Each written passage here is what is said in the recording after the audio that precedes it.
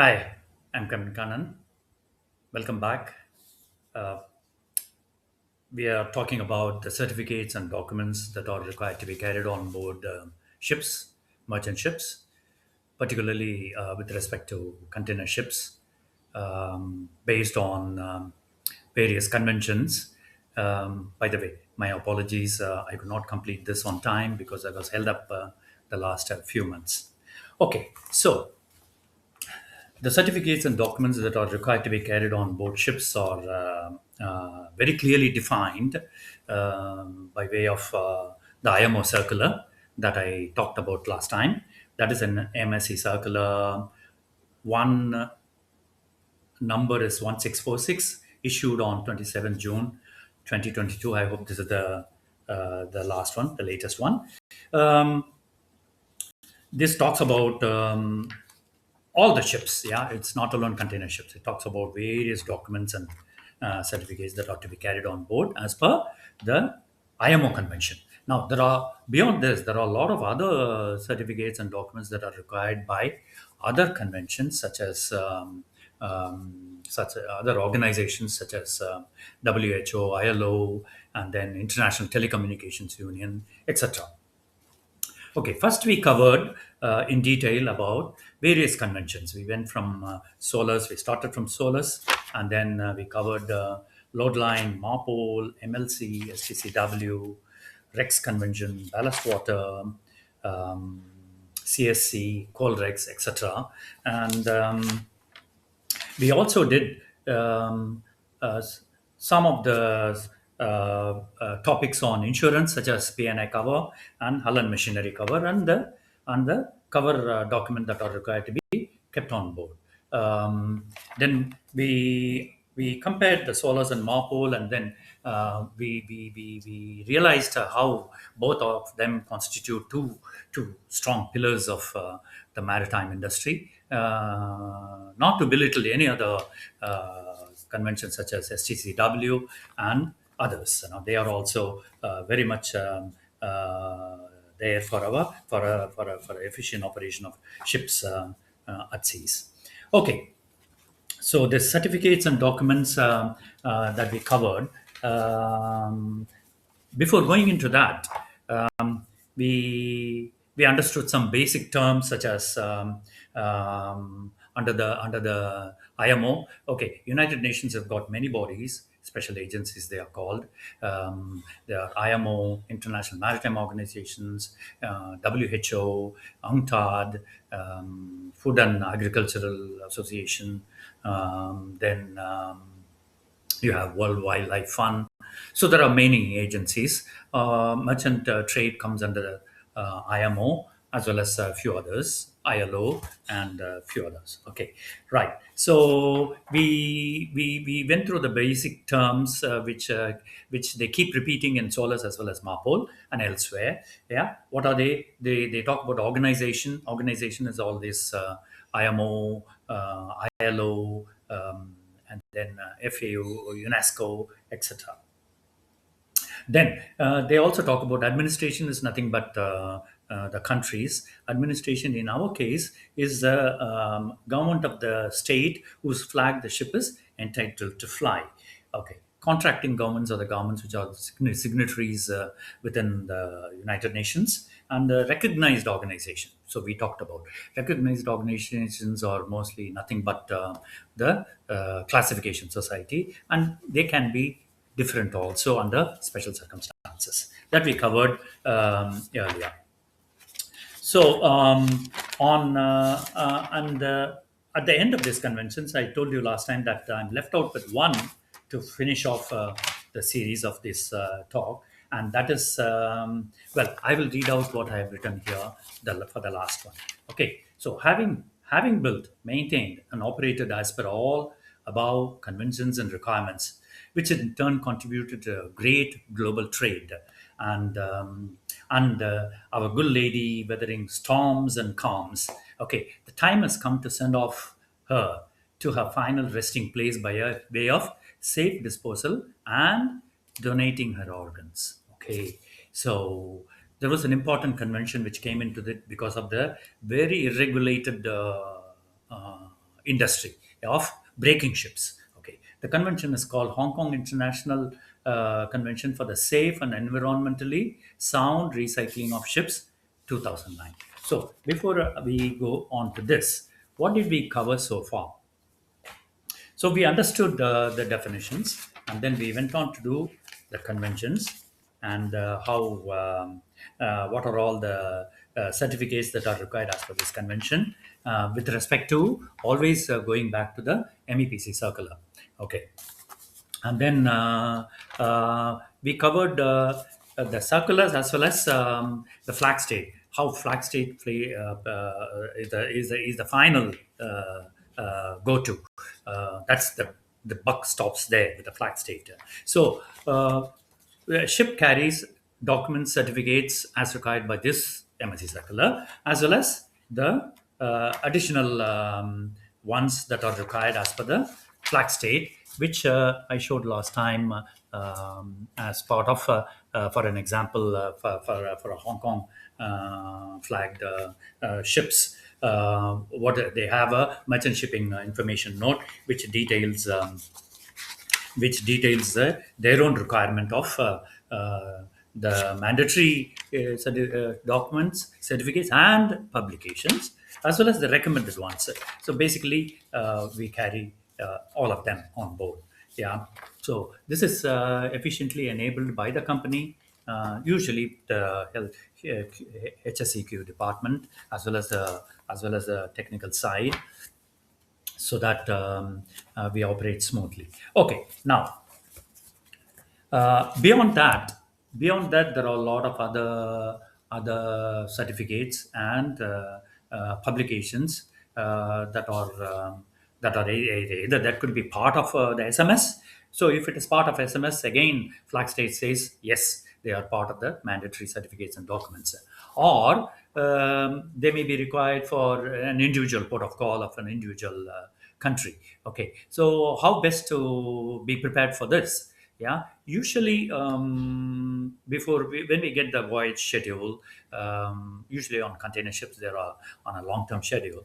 We know the series of port of calls, and we ask the company. The company guides us that they prepare the documents that are required. Say, like if you are starting to trade US for the very first time, there are a lot of other documents and publications that are required to be kept as per US requirements, such as response plans and coffer, etc.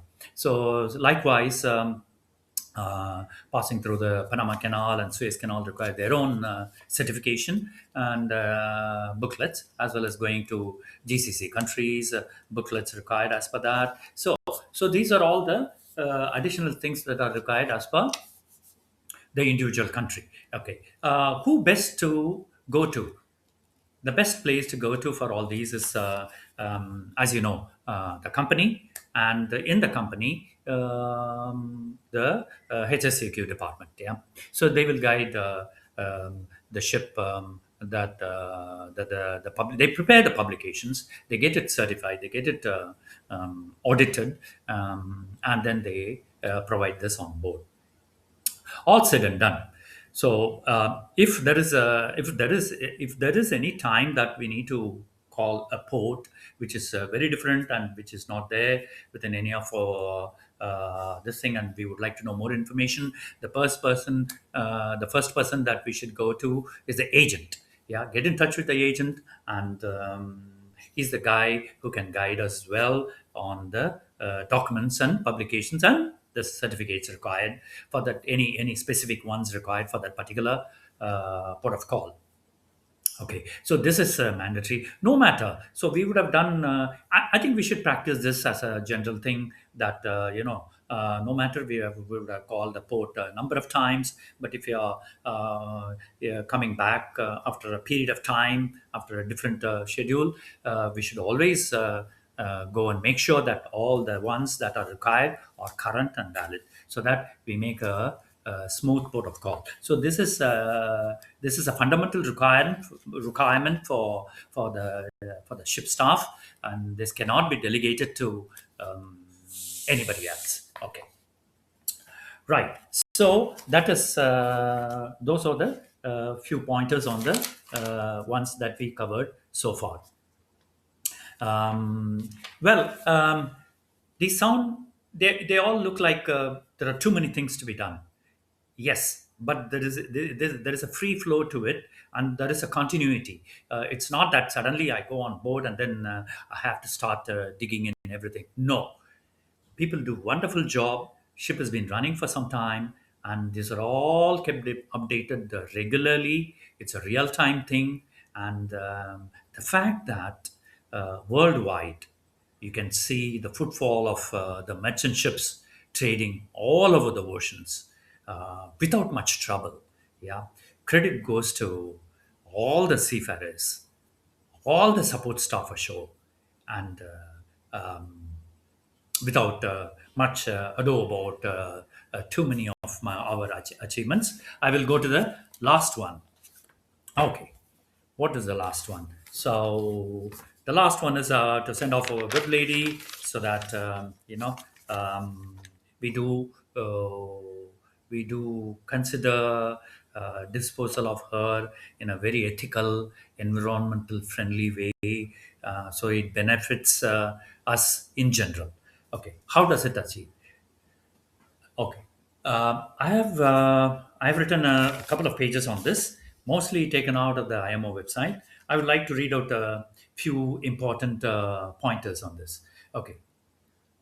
The convention is aimed at ensuring that ships, when being recycled after reaching the end of their operational lives, do not pose any unnecessary risks to human health, safety, and to the environment.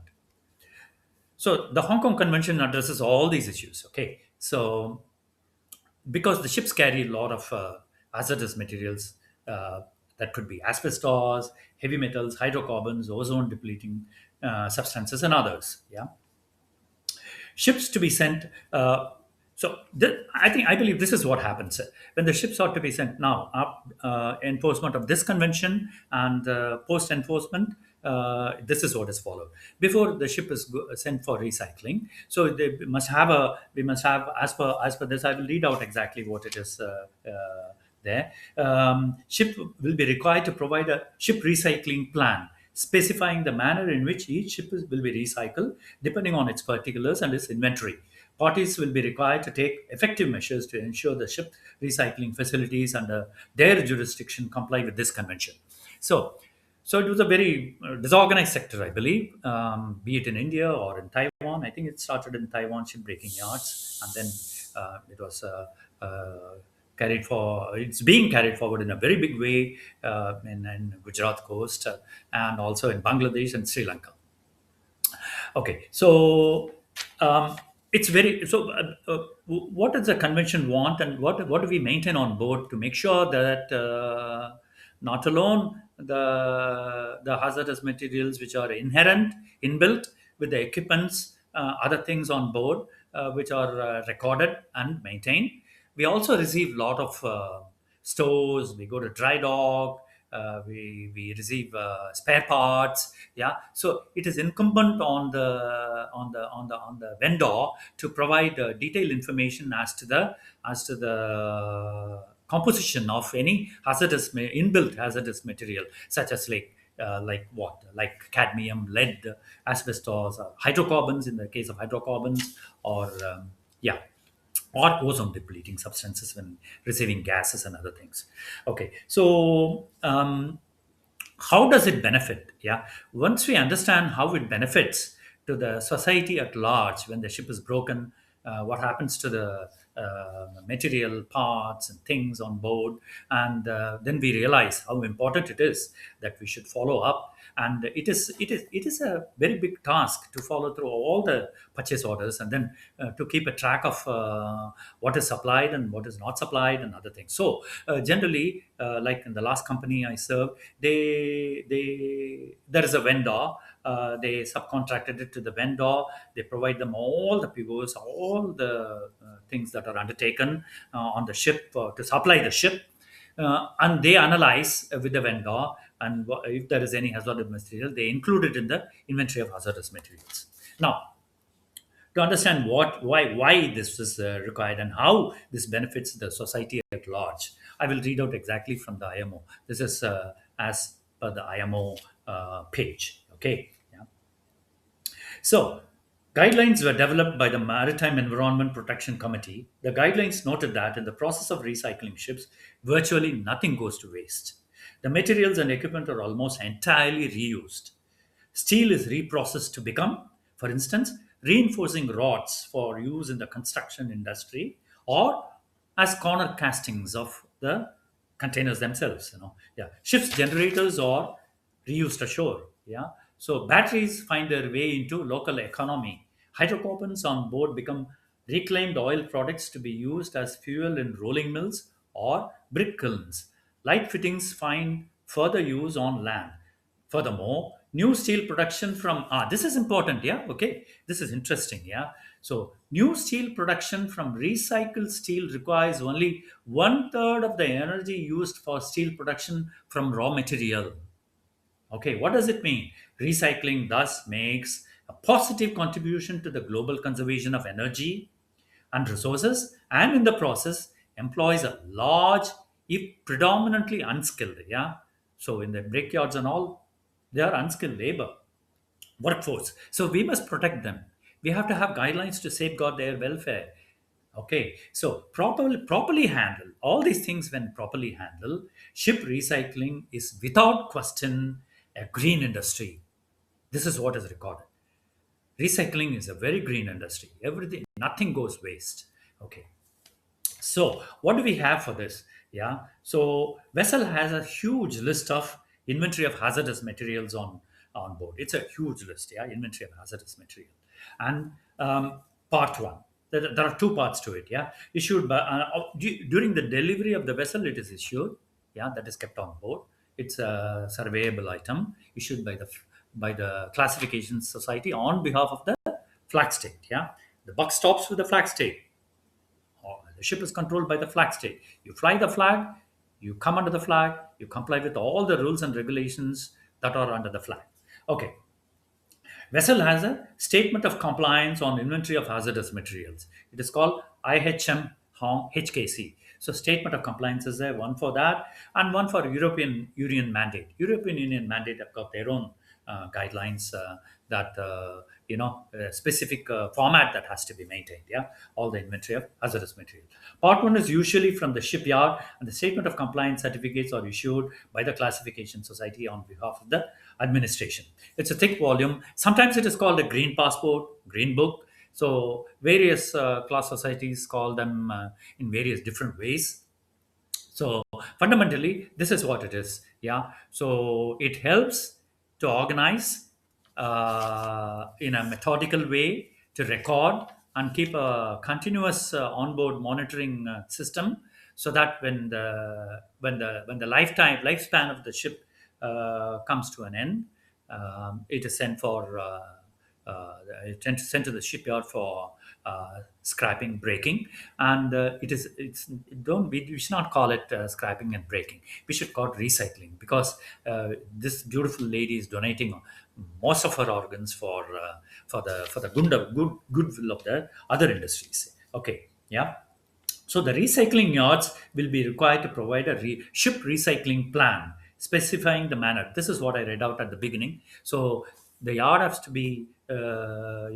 to give a ship recycling plan that will be probably audited by the government surveyor there, and then that will be approved. And okay, and this involves safe disposal and safety of personnel working in such industry. Okay, because it is all already ship is very old, rusted. There are various other parts that they go and cut the steel and remove items. So they have to work safely in that particular dangerous environment. Yeah, this is a very unorganized sector, but that come under this convention. So by coming under this convention, the two things are achieved. One is it is recycled, and secondly, the people working in that industry, health and welfare are taken care of. So we come to an end of the certificates and documents and publications that are required to be carried as per various conventions, various uh,